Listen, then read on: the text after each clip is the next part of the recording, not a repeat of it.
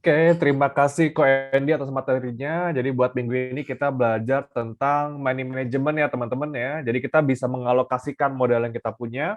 Seperti kita contoh tadi, dari 10 juta mau kita bagi berapa nih ke saham ya kan? Mau ke satu saham nih, mau all in tambah margin itu boleh. Jadi tergantung preferensi resiko dari teman-teman juga.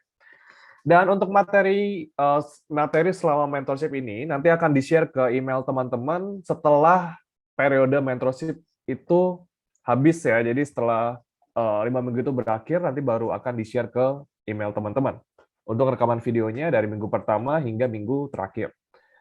Oke, langsung saja kita masuk ke sesi Q&A ya, Ko Andi ya. Ya, boleh Pak Chandra. Ada pertanyaan dari Bapak Danang Eka. Oke, Ko Andi, jika ada saham yang fundamentalnya jelek tapi teknikalnya bagus nih, buy atau skip nih kalau dari Ko Andi? Oke, jadi sebenarnya ini tergantung preference masing-masing, tergantung style kita, tergantung sistem tradingnya kita juga. Jadi kalau saya pribadi, karena actually secara fundamental itu saya cuma lihat secara keseluruhan aja gitu ya, nggak di setiap satu saham gitu. Nah ini mungkin balik lagi ke cara kita analisis, kita mau pakai analisis approach-nya apa gitu. Karena kalau saya pribadi goals-nya adalah untuk short term to mid term trading, jadi mungkin saya lebih rely on technical analysis aja. Jadi kalau misalnya ada yang bagus atau mungkin teman-teman juga ada yang pakai fundamental analysis untuk salah satu pertimbangan membeli saham, kalau tahu fundamentalnya mungkin kurang bagus, resikonya aja yang dikurangin misalkan. Kayak gitu. Jadi misalkan kalau risikonya tadi 2%, teman-teman boleh taruh resikonya cuma 1%. Karena mungkin secara technical analysis bagus, tapi teman-teman nggak yakin secara fundamental. Kayak gitu. Tapi kalau misalkan teman-teman yang cuman lihat technicalnya aja bagus buat short term trading, ya teman-teman boleh ikutin. Kalau saya pribadi biasanya saya akan mengikutin ininya aja sih, technicalnya dulu aja. Sebelum yang kemarin trennya patah, kita akan masih selalu ada opportunity untuk masuk sih seperti itu. Tuh, jadi balik lagi kembali ke style masing-masing sih akan seperti apa ya kan. Betul. Bisa juga ada orang yang lihat sahamnya fluktuatif, yang kasarannya gorengan langsung all in margin tuh juga ada, banyak, bisa nggak apa-apa. Tergantung aja. Betul, betul. Oke, kita lanjut pertanyaan berikutnya. Nah, ini dari Ibu Aprilina Dewi. Nah, Ko Andi, kalau mau average up, apakah ada tipsnya? Nah, itu gimana kok? Karena pada saat di average up, malah beberapa kali turun ke bawah. Itu gimana kok? Oke. Ini sebenarnya pertanyaannya cukup advance gitu ya, karena ini next level gitu ya of Hmm, strategi buying saham. ya. Cuman kalau misalkan mau saya bahas sekilas, saya izin share screen dulu ya, biar lebih Boleh. enak aja menjelaskan. Oke. Saya akan ambil contoh saham apa nih yang mau jadi contoh, mungkin teman-teman boleh chat kali ya biar seru aja. Kira-kira mau saham apa nih yang mau jadi contoh? Nanti Pak Chandra boleh bantu saya untuk pilih lah istilahnya. Boleh. Kita Make sure pakai yang saham yang big cap dulu ya. boleh make sure yang Oke. ini ya, make sure yang uptrend ya gitu. Hmm. Karena average up itu sometimes dilakukan ketika sahamnya uptrend kayak gitu. Oke, sudah mulai banyak. Tadi aku lihat sebetulnya ada dua sebagai mayoritas ya, untuk Adaro dan SMDR sih kok dari chatnya. Oke. Satu aja mungkin Pak Chandra mau apa? Adaro boleh. Adara boleh ya. Oke. Adaro. Oke. Oke. Udah Ini ketahuan tuh. ini buat ini kemarin, analisis Oke. kemarin. Oke, saya clear dulu aja ya. Mungkin itu sedikit bocoran. Jadi Adaro ini kita semua setuju kalau kita review sedikit materi yang sebelumnya, saat ini bergerak uptrend gitu ya. Dia membuat higher high higher low, secara struktur juga higher high higher low, dan belum ada yang namanya trend reversal atau berubah karakter dari strukturnya kayak gitu. Ini yang pertama. Nah, misalkan aja kita beli saham misalkan waktu itu di sini ya. Ini study case aja karena saham Adro ini saya juga beli dan saya juga ada share sih sebenarnya di YouTube gitu ya. proses atau perjalanan saya beli dari tahun kemarin di November, di bulan November sampai sekarang itu sebenarnya masih hold gitu ya. Jadi holding periodnya mau hampir setahun sebenarnya, walaupun kita trading kayak gitu. Nah, kemarin itu misalkan awal-awal kita membeli saham Adaro ini karena kita tahu di sini adalah support become resistance become support misalkan ya. Jadi di sini resistance become support. Nah, this is the first reason kenapa kita beli. Ya, kemudian kalau misalnya kita mau breakdown lagi ya, teman-teman, ini sebenarnya nanti lebih ke technical analysis advance, cuman ya it's okay walaupun materinya kita belum bahas gitu ya. Jadi untuk average up ini, misalkan kita pertama beli itu di sini lah ya, ibarat kita beli pertama di sini, karena dia udah break struktur dan dia udah mulai bikin struktur naik lagi nih bullish kayak gitu, ya sesuai dengan yang sebelumnya. So let's say kita beli di sini, kita beli di sini. Nah, stop loss-nya di swing yang terakhir ya, misalkan stop loss-nya di sini. So di sini kita kurang lebih stop loss-nya itu sekitar 9,71% atau 10% lah, kita anggap 10%. Nah, ternyata saham yang kita beli ini good gitu ya, naik, berhasil naik, dan kita bikin planning lagi, ternyata kalau misalkan resistance yang di sini berhasil di breakout naik ke atas, nah ini kan ada resistance juga nih, sebelumnya kan resistance di sini. Nah, kalau dia berhasil breakout naik ke atas, perhatikan candlestick yang ini ya. Nah, itu sebenarnya adalah satu momentum kita untuk bisa average up posisi kita. Kayak gitu. Ya, jadi misalkan ini yang kemarin saya lakukan juga, saya average up di sini ketika saya beli di bawah. Alasannya apa? Alasannya pertama, teknik average up itu kita make sure pertama ya, pertama itu risk nggak lebih dari idealnya gitu ya. Jadi kalau misalkan tadi resikonya itu udah 2%, kita tentukan sorry. Misalkan kita sudah tentukan resikonya di awal itu adalah 2%. Resikonya 2% ya di awal. Kayak gitu. Nah, kita harus bisa dulu pindahin stop loss-nya. At least saat ini stop loss-nya ke break even point. Ya, jadi ketika dia udah running profit, kita pindahin dulu nih stop loss-nya karena support-support barunya udah terjadi. Kayak gitu. Jadi ketika kita pindahin ke sini, dan ketika ada breakout dia punya struktur high yang sebelumnya di sini, kita bisa entry lagi, lotnya disesuaikan, jadi sekarang entry-nya adalah kita entry di sini ya misalkan ya. Nah, entry yang pertama, entry yang kedua, nanti kan secara average-nya kan akan menyesuaikan, misalkan nanti average-nya ada di sini. Ya, ini misalkan average price-nya. Ya, dan stop loss-nya ke bawah. Nah, ini maksimal resikonya kalau misalkan ternyata sahamnya nggak sesuai analisis dan turun ke bawah, itu risikonya tetap 2% dari kita punya di awal. Itu yang pertama. Dan yang kedua syaratnya adalah ya kita harus running profit dulu gitu ya. Running profit. Kalau running loss nanti jadinya average down gitu ya. Running profit, kemudian stop loss-nya bisa pindah naik. Nah, kayak gitu. Jadi ketika ini terjadi, kemudian nanti teman-teman lihat di sini ada breakout lagi, ya kan? Udah nggak bingung lagi nih cara average up-nya gimana. Kenapa? Karena tentuin dulu nih stop loss-nya di mana sekarang. Kalau stop loss-nya awalnya di bawah sini, kemudian dia udah naik lagi dan bikin sebuah pola lagi, misalkan di sini ya. Bikin sebuah pola lagi, berarti di sini adalah area stop loss yang baru. Ini bisa naik gitu ya stop loss-nya gitu ya. Nah, ini bisa naik stop loss-nya. Jadi nanti average-nya semakin naik, tapi jumlahnya semakin besar, teman-teman pegang sahamnya berapa. Dan stop loss-nya tetap terjaga kayak gitu. Jadi walaupun saham yang kita beli semakin banyak, tapi resiko yang kalau resikonya kalau misalkan dia sahamnya tiba-tiba nggak sesuai analisis, itu resikonya tetap gitu. Jadi nanti jadi imbalance antara kita bisa mendapatkan profit yang lebih besar, tapi kalau ternyata turun kena stop loss, ya paling 200.000 aja atau 2% yang tadi aja. Jadi kurang lebih seperti itulah untuk caranya.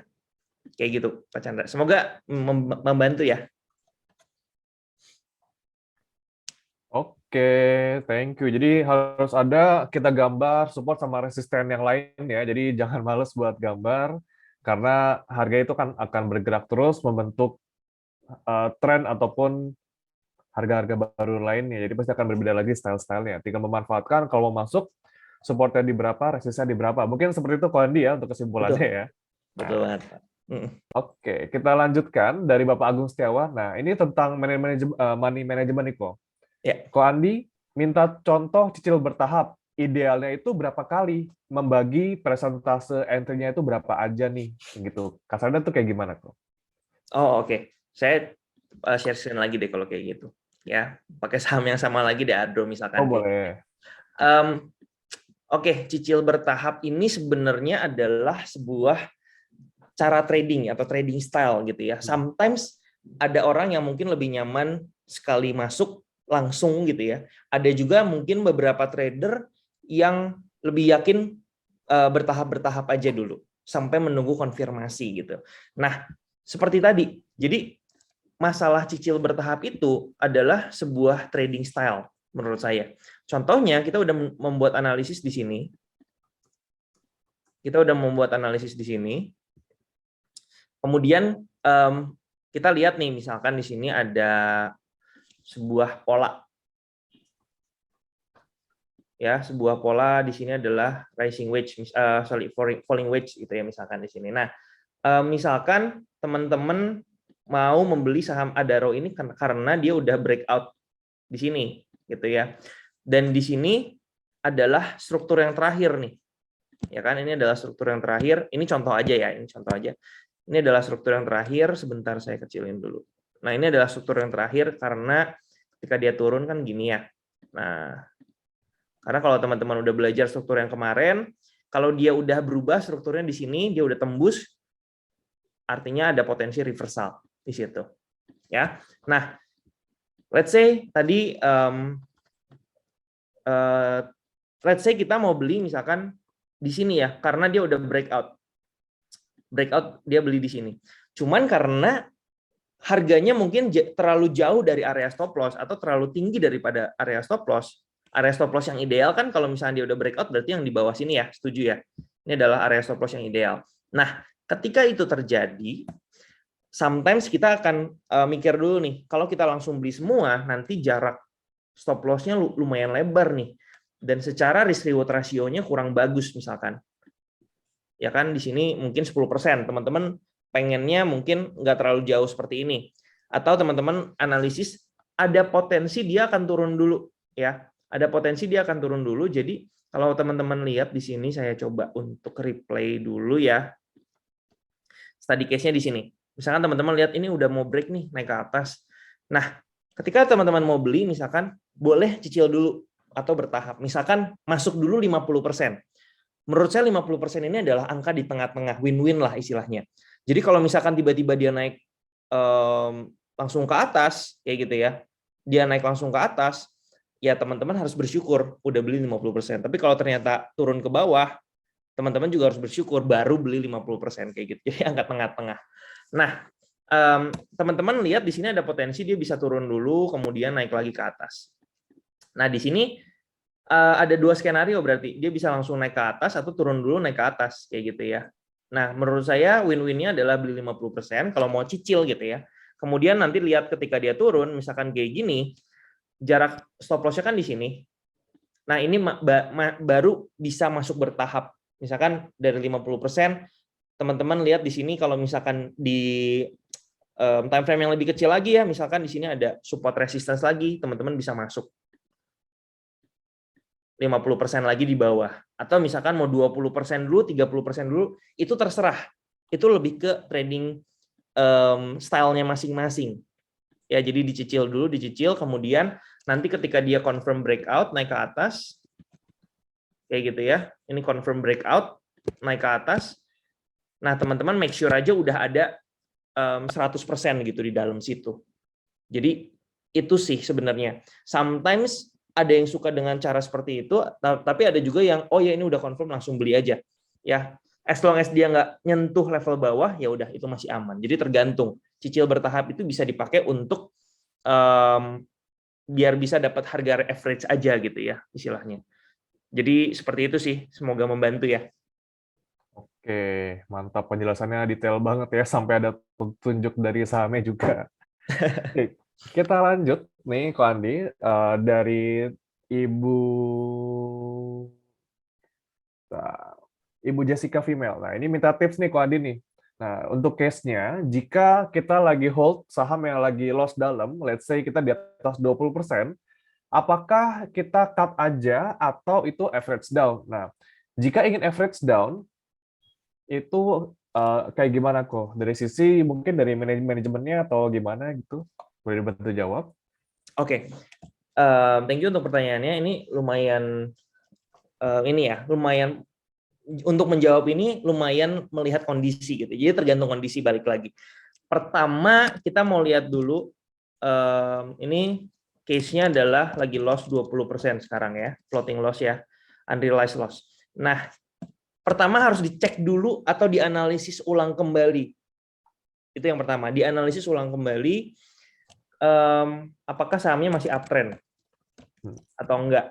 Kalau udah patah atau udah downtrend, buat saya pribadi, caranya adalah lebih baik saya jual. Ini kalau buat saya pribadi ya. Jadi gini teman-teman, ini adalah satu hal atau decision yang perlu disesuaikan dengan masing-masing. Dan kita harus punya ininya masing-masing gitu. Jadi nggak ada there is no one method fits all, istilahnya kayak gitu. Tapi kalau dari saya personal, kalau misalkan udah nggak uptrend lagi, saya jual. Biar apa? Biar modalnya saya bisa beli saham uptrend. Kayak gitu, daripada modalnya atau uangnya ada di satu saham itu terus, kita juga nggak tahu kapan dia bakal balik naik lagi. Lebih baik saya jual, saya cut loss, kemudian saya beli saham uptrend. Atau kalau misalkan teman-teman melihat masih ada peluang, masih ada upside opportunity gitu ya, masih ada peluang naik, teman-teman lihat bisa jual dulu setengah.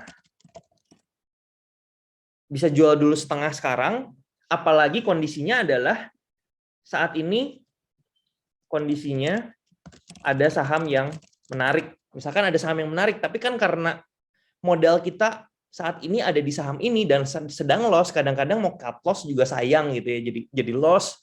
Tapi ada saham yang bagus nih. Menurut saya solusinya adalah jual setengah saham yang lagi loss minus 20% ini, ya kan? Karena dia masih ada peluang naik nih. Nanti bisa dijual setengahnya lagi di resistance. Jadi jual setengah sekarang untuk beli saham yang lebih menarik. Ya, istilahnya kalau misalnya kita punya dua barang, yang barang A laku nih, ternyata habis, kita punya barang B, kita beli nggak laku dan saat ini masih ada di stok gitu di gudang. Ya mending kita jual sedikit lah, jual rugi sedikit si barang B ini untuk stok lebih banyak barang A misalkan. Ini analogi aja. Kayak gitu ya, analogi dalam berbisnis. Jadi kondisinya misalkan ada saham yang menarik, jual setengah untuk beli saham tersebut, kemudian setengahnya lagi mungkin bisa ditunggu dijualnya di ketika misalkan ada di resistance gitu. Jual setengah di resistance. Nah, ini sih dua, tapi sebenarnya masih banyak kondisi-kondisi lainnya. Cuman kurang lebih menurut saya ini yang bisa jadi acuan aja sih secara umum kayak gitu. Semoga membantu. Oke, mantap ya. Jadi harus lihat lagi trennya seperti apa ya kan. Jangan cuma takut apa ya. Kadang-kadang kalau kita sebagai trader atau investor, kebanyakan itu adalah takut untuk merealisasikan kerugian, namun kita kecepatan ambil profitnya. Ya, Kebanyakan terjadi seperti itu. Jadi jangan ragu buat cut loss sih kalau dari saya pribadi ya. Oke, mungkin kita lanjut nih. Pertanyaan terkait tentang trailing stop nih, Ko Andi nih. Nah, gimana nih kok kalau di case-nya kita udah untung banyak banget? Nah, gimana cara menentukan trailing stop-nya nih gitu? Oke, ini menarik. Trailing stop dan ini juga pertanyaan-pertanyaannya kalau ini ya, kalau di Mirai ini udah advance banget gitu ya. Yang kadang-kadang kalau misalkan mau dijawab harus panjang gitu penjelasannya. Tapi nggak masalah. Jadi gini, misalkan tadi tentang trailing stop, kita udah beli di bawah ya. Tadi misalkan kita pakai case yang sebelumnya, kita beli di bawah. Misalkan kita beli di sini lah ya, biar cepet aja kita beli di sini. Kemudian ketika di atas ini, ketika di sahamnya naik terus ke atas, ya kan? Ini kan udah profit lumayan nih, misalkan 40%. Ya kan, ini udah profit 40%. Cara trailing stop-nya gimana? Ya. Kalau buat saya gitu ya, untuk case ini sesimpel ini. Sebentar. Nah, ini. Pertama, saya akan alokasi 50% untuk di TS ya, atau trailing stop di last swing low. Kayak gitu. Jadi kalau kita tahu pergerakannya nih uptrend dan lagi kenceng banget, saya akan coba cari swing low-nya di mana. Jadi misalkan kayak gini.